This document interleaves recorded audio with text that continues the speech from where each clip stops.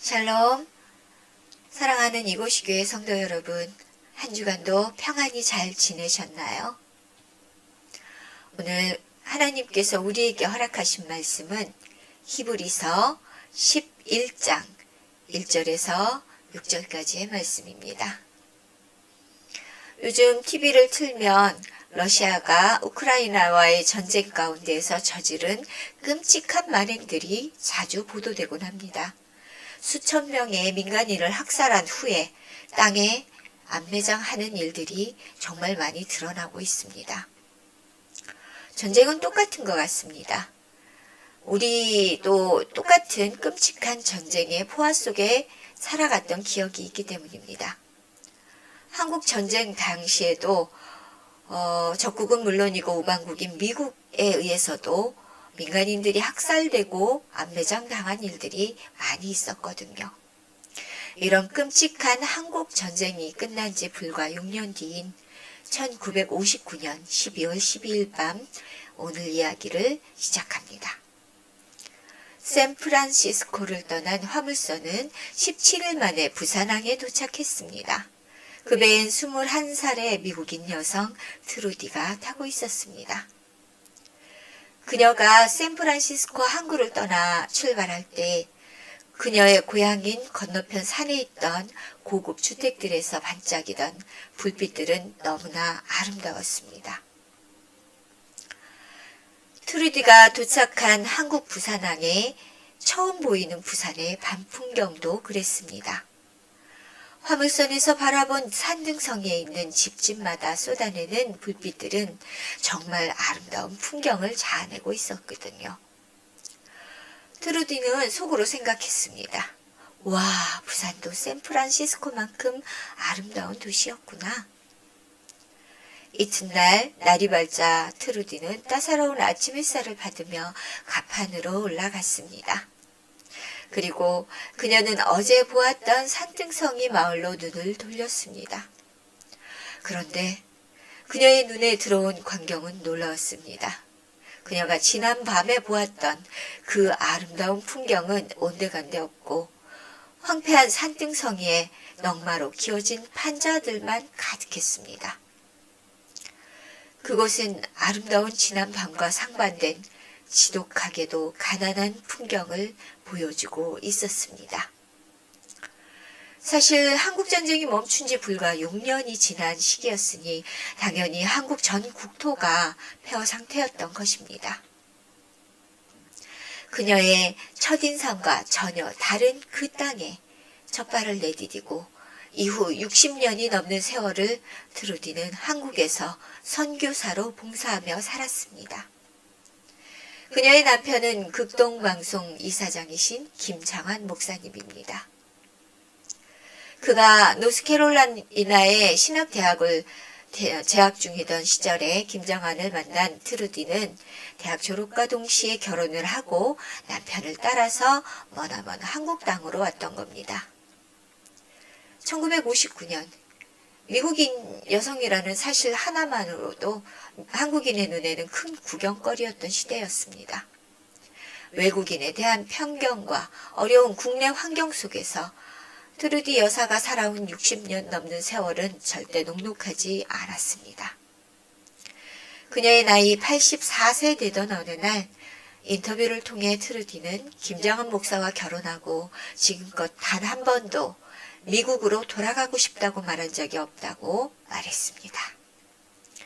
그 이유를 물었더니 트루디는 이렇게 대답했다고 합니다. 심겨진 그곳에 꽃피게 하소서. 이게 저의 기도이자 믿음의 확신이었습니다. 오늘 본문인 히브리서 11장 1절을 보면 믿음은 바라는 것들의 실상이요 보이지 않는 것들의 증거라고 말을 합니다. 증거라는 말에 어떤 번역본에는 확신이라고 기록되어 있기도 합니다. 확신이란 할 수 있다고 믿으며 행동하는 것을 말하는 것입니다. 그러나 이러한 내면의 확신은 저절로 생기지 않습니다. 확신을 얻기 위해서는 최우선적으로 자기 자신이 누구인지 먼저 알아야 합니다. 오늘 본문인 히브리서 11장은 성경 전체를 아우르는 믿음과 확신에 대한 내용입니다. 이를 통해서 그리스도인이 가진 확신의 다양한 모습을 살펴보며 우리가 가진 진정한 자화상을 나누어 보도록 하겠습니다. 그 첫 번째로 그리스도 안에 있는 우리들이 가진 가치에 대해 이야기해 보도록 하겠습니다. 먼저 성도 여러분들에게 한 가지 묻도록 하겠습니다.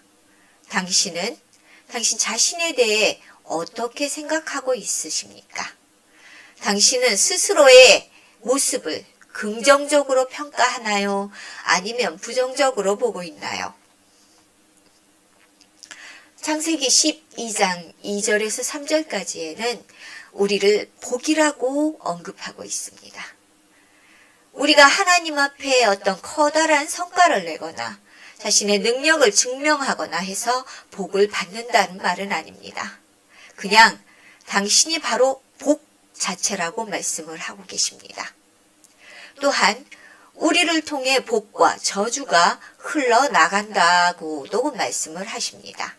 우리 함께 읽어보겠습니다.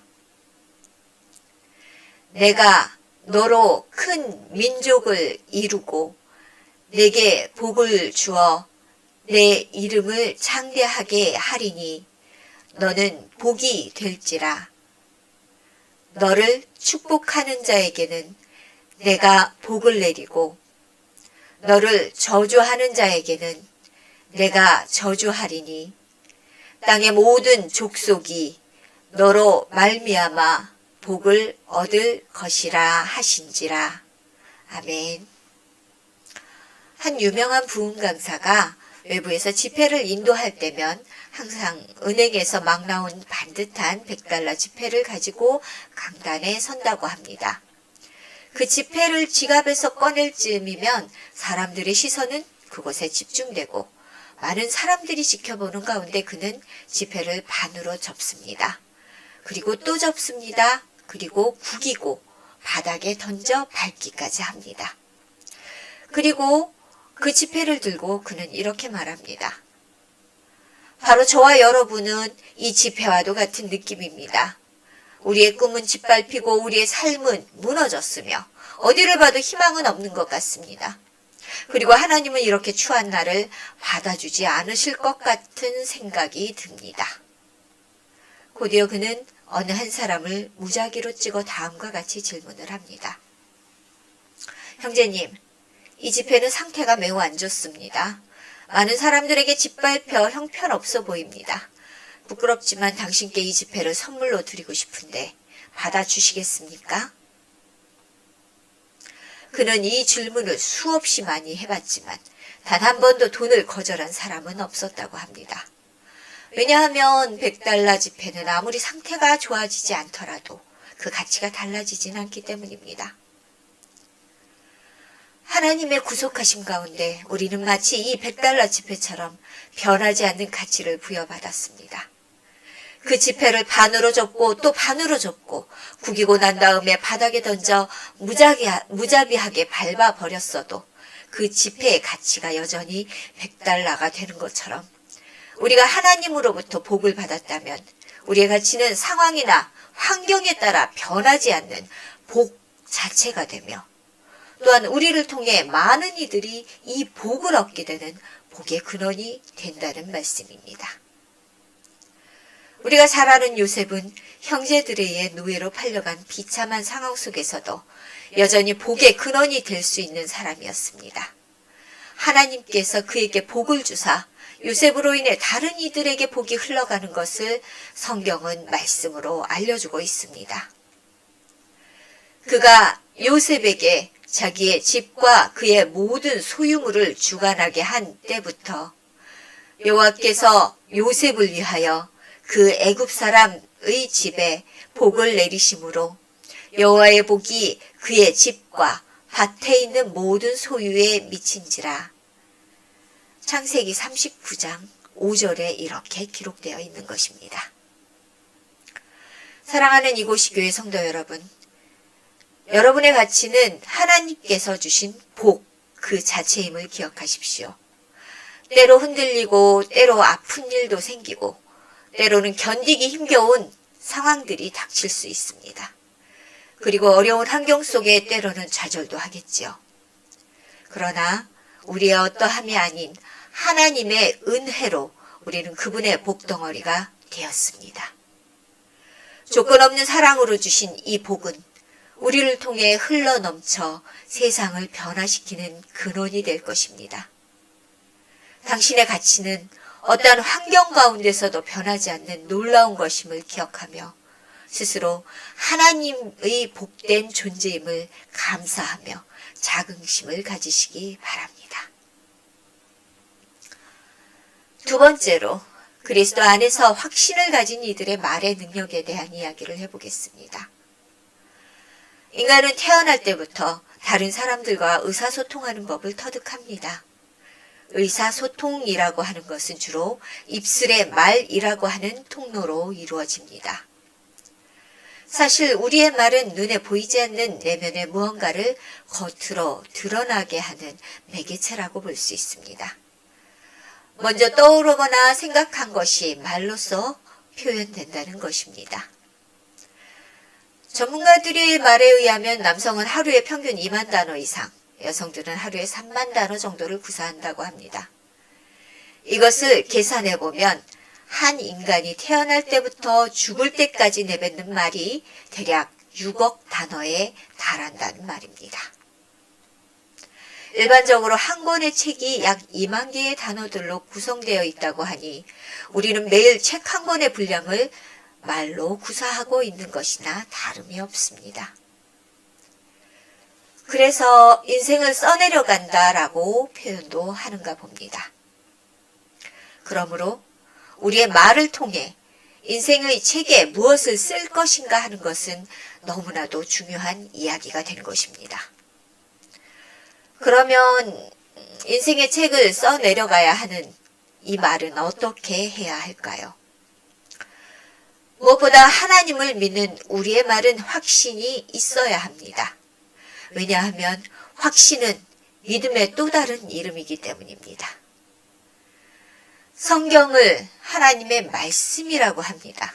성경에 언급된 하나님의 말씀은 언제나 확실하고 명확한 언어로 기록되어 있었습니다.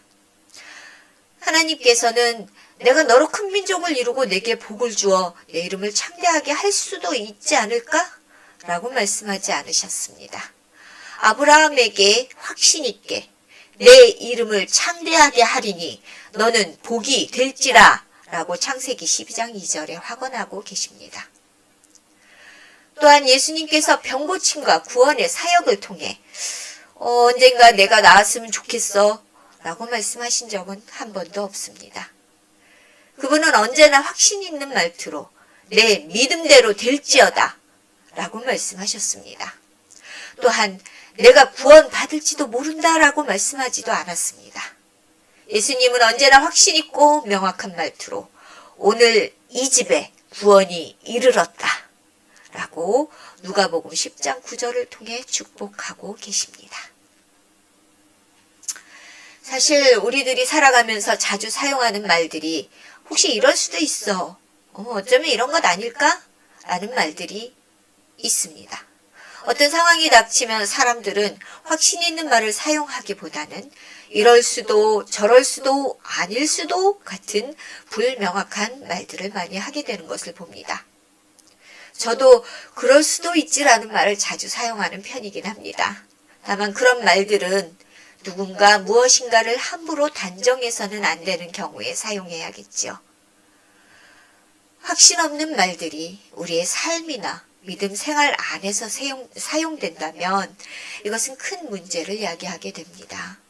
확신이 없는 믿음이 우리 안에 자리할지도 모른다는 것이기 때문입니다. 우리 입술을 통해 나오는 말은 곧 능력이 된다는 점을 기억해 주십시오.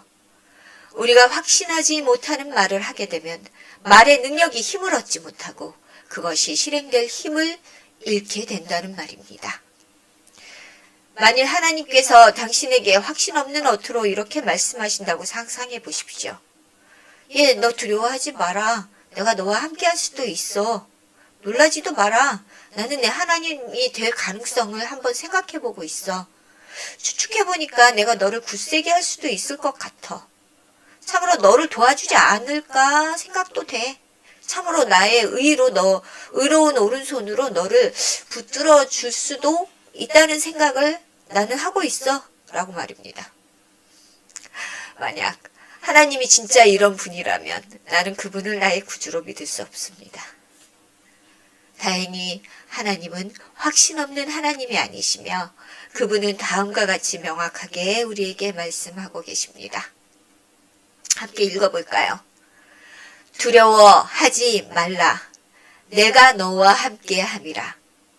놀라지 말라. 나는 내 하나님이 됨이라. 내가 너를 굳세게 하리라. 참으로 너를 도와주리라.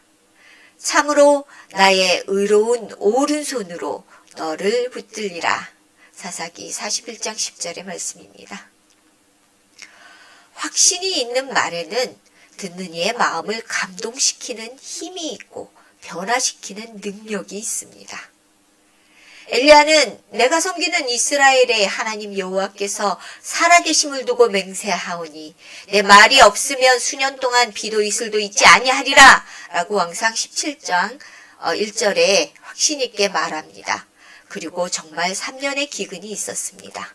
이처럼 그는 자신의 말로써 세상을 움직였습니다. 여호수아도 태양아 너는 기본 위에 머무르라. 달아 너는 아얄론 골짜기에서 그리할지어다 라고 명령하는 모습을 여호수아 10장 12절에 보여주고 있습니다. 그의 이 확신 있는 명령으로 인해서 해와 달이 그 움직임을 멈추었다고 합니다.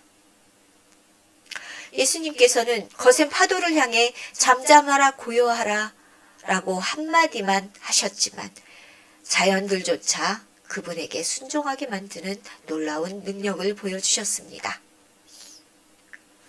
확신은 말뿐만이 아니라 행동을 통해서도 드러납니다. 우리 내면의 확신은 나 자신이 누구인가에 대한 자아 정체성 또 담대한 행동을 통해 겉으로 드러나 보여지게 됩니다.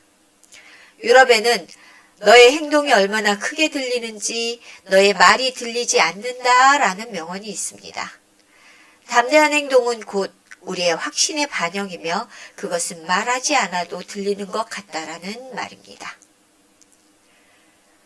블레셋과의 전투에 나간 다윗은 17살밖에 되지 않은 어린 청소년이었습니다. 그러나 블레셋 거인 골리앗이 하나님과 그의 백성을 향해 모욕하는 말을 들은 다윗은 누구보다 즉시로 반응합니다. 사무엘상 17장 26절에 이렇게 말을 합니다. 이 할례받지 않은 블레셋 사람이 누구이기에 살아계시는 하나님의 군대를 모욕하겠느냐. 다윗의 확신 있는 말을 전해 들은 사울왕은 그를 부릅니다. 그는 왕 앞에서조차 당당하고 확신 있게 먼저 말을 이어갑니다. 그로 말미암아 사람이 낙담하지 말 것이라. 주의 종이 가서 저 블레셋 사람과 싸우리이다. 라고 말입니다. 한나라의 왕과 평범한 청년의 일반적인 대화는 보통 왕이 너는 누구야? 어디서 왔어? 라는 질문을 하는 것으로 시작되는 것이 관례입니다. 그러나 다윗은 이 싸움이 왕이 아닌 하나님께 속한 전쟁이라는 확신과 그가 자신을 도와 블레셋 골리앗을 물리칠 것을 믿었기에 담대하게 사울 앞에서 말할 수 있었던 것입니다. 그는 또 이렇게 말을 이어갑니다. 우리 함께 사무엘상 17장 34절에서 37절을 읽어보도록 하겠습니다. 주의 종이 아버지의 양을 지킬 때에 사자나 곰이 와서 양떼에서 새끼를 물어가면 내가 따라가서 그것을 치고 그 입에서 새끼를 건져내었고 그것이 일어나 나를 해하고자 하면 내가 그 수염을 잡고 그것을 쳐 죽였나이다. 주의 종이 사자와 곰도 쳤은즉 살아계시는 하나님의 군대를 모욕한 이 할례받지 않은 블레셋 사람이리까. 그가 그 짐승의 하나와 같이 되리이다. 또 다윗이 이르되 여호와께서 나를 사자의 발톱과 곰의 발톱에서 건져내셨은즉 나를 이 블레셋 사람의 손에서도 건져내시리이다. 아멘. 다윗이 이같이 확신을 가지고 있었던 것은 전쟁이 이스라엘 대 블레셋의 싸움이 아니라 만군의 여호와 하나님의 손에 있었다는 사실을 확실히 믿고 있었기 때문이었습니다.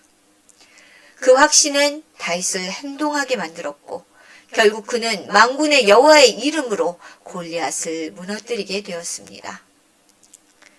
사람은 확실히 믿고 생각하는 대로 행동을 하게 됩니다. 무엇보다 담대하고 자신 있는 행동은 그가 자신이 믿는 것에 대한 확신을 가진 것이며 그것이 힘의 근원이 되는 것입니다. 그러므로 믿음 안에 거하심을 확신하신다면 지금 여러분이 주 안에서 이루고자 하는 일에 대한 확신을 가지십시오. 당신의 시선을 주께서 주신 믿음의 목표에 고정시키시고 놓치지 마시기 바랍니다. 하나님께서 당신을 심으신 그 자리에서 자신감 있게 믿음을 가지고 확신하게 말하십시오. 그리고 당신의 담대한 말과 행동을 통해 복을 전하는 통로가 되시기 바랍니다. 그들 가운데 복음이 흘러가면 그들의 마음이 주를 바라볼 수 있게 될 것입니다. 그것이 당신에게 확신 있는 믿음과 말과 행동을 주님께서 허락하신 이유일 것입니다. 심겨진 그곳에서 꽃피게 하소서라는 트루디 여사의 믿음의 고백을 듣고 저는 겟세마네에서 올린 예수의 기도가 떠올랐습니다. 우리는 대부분 어떤 일을 결정하거나 행할 때 자기 자신의 욕구에 따라 이것저것 자신의 조건에 부합하는 것에 대해 꼼꼼하게 따지게 됩니다. 내가 원하는 조건과 맞으면 그것을 열망하게 되고 내 생각과 부합되지 않는 것이라면 강하게 거부하기도 합니다. 그러나 겟세마네에서 다가올 십자가의 수욕을 목전에 두신 예수님은 이렇게 기도했습니다. 아버지, 가능하면 이 잔이 저를 비껴가게 하소서. 그러나 제 뜻대로 마시고 아버지의 뜻대로 하소서. 이 기도는 자기 십자가를 온전히 받아들이는 예수의 뜨거운 사랑의 마음이 있습니다. 트루디 여사도 그랬습니다. 자신이 심겨진 그곳, 이제 막 전쟁이 끝난 극빈의 한국 땅을 자기 십자가처럼 순순히 받아들였습니다. 그리고 그곳에서 하나님의 뜻을 따라 섬기며 아름다운 복음의 꽃을 피웠습니다. 내 뜻대로 마시고 아버지의 뜻대로 하소서라는 예수의 기도처럼 말입니다. 그녀의 자서전 한국에 왜 시집 왔나라는 책의 내용 속에서 2006년 암 3기를 선언받고 고통받던 그녀가 올린 기도를 통해 내면에서 들린 성령의 소리가 이렇게 기록되어 있습니다. 만약 너에게 이런 고통이 없었다면 나와 이렇게 친밀하게 대화할 수 있었겠느냐? 이렇게 작은 일에도 감사할 마음이 들었겠느냐? 내가 지금보다 온유할 수 있었겠느냐? 너를 너무 사랑하기 때문에 이 시련을 주었다. 내가 아파할 때 나 역시 십자가를 지며 걸었고 내가 고통 속에서 울 때 나도 함께 눈물을 흘렸다. 저는 트루디 여사의 꽃이 심겨지고 싶은 곳이 아니라 심겨진 곳에서 피어나는 것을 바라볼 수 있었고 그 풍경 아래로 예수의 기도가 흘러가는 것을 느낄 수 있었습니다. 이 세상을 살아간다는 것은 우리가 원하던 원치 않던 힘겨운 일들이 참 많이도 일어납니다. 누구나 자신이 원하는 대로만 살아갈 수 있다면 얼마나 좋겠습니까? 그러나 우리가 살아가는 세상은 자신만을 위한 결정으로만 살아갈 수 있는 곳은 아닙니다. 특별히 우리가 그리스도인이라면 우리들의 판단으로 선택된 길이 아닌 하나님께서 원하시고 심으시고자 하는 삶의 자리가 주어지게 됩니다. 그것이 나의 원대로가 아닐지라도 우리의 입술을 통해 예수님의 겟세마네의 기도와 드루디 여사의 확신 있는 고백이 흘러나올 수 있게 되기를 간절히 소망합니다. 사랑하는 이곳이 교회 성도님들, 이 한 주간도 오늘 주신 말씀처럼 믿음의 확신과 담대한 행한 가운데 주의 뜻을 따라 살아가고자 노력하시는 한 주간 되시기를 바랍니다. 기도하겠습니다. 사랑의 주님, 오늘 우리가 이곳이 교회를 통해 주님을 예배하고 찬양할 수 있도록 허락하심을 감사드립니다. 주신 말씀을 통해 우리가 주님의 은혜로 얼마나 고귀한 존재가 되었는지 알 수 있습니다. 또한 우리에게 복이라 칭하여 주시고 세상으로 그 복을 흘려보낼 통로로 삼아주심도 감사드립니다. 주를 믿는다 하면서도 확신 있는 믿음 가운데 거하지 못했던 시간들을 주님 앞에 내려놓고 용서를 구하오니 주여 사하여 주시고 우리가 주님 앞에 더욱 확신 있는 믿음과 담대한 신앙의 길을 걸어갈 수 있도록 인도하여 주시옵소서. 오늘 주신 말씀으로 힘을 얻고 우리가 얼마나 큰 능력을 부여받았는지를 잊지 않고 세상 속에서 강하고 담대한 주의 백성으로 살아가게 하여 주시옵소서. 예수님의 이름으로 기도드립니다. 아멘.